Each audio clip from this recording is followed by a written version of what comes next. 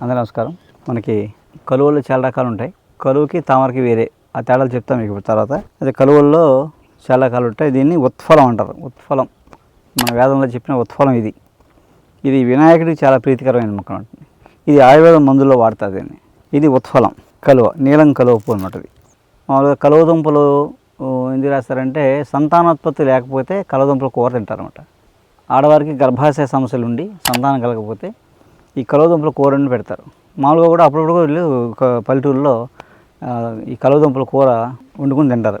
అలాగే కొన్ని కలువలు తినకూడదు, అది మళ్ళీ విషయం. ఉత్ఫలం ఈ పువ్వు చాలా అందంగా ఉంటుంది, అందుకని దీని మీద చాలా పద్యాలు ఉంటాయి. అలాగే భారతదేశంలో అందమైన పువ్వుల్లో ఈ పువ్వు ఒకటి అనమాట. అలాగే బంగ్లాదేశ్ జాతీయ పుష్పం కూడా ఈ ఉత్ఫలం, ఈ నీలం కలువ పువ్వు అనమాట. ఆయుర్వేదం మందుల్లో వాడతారు.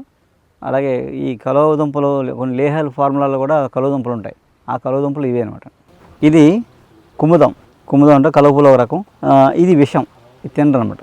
ఇది తినరు, మందులు అది వాడరు, అందంగా ఉంటుంది. ఇది కుముదం అనమాట. అంటే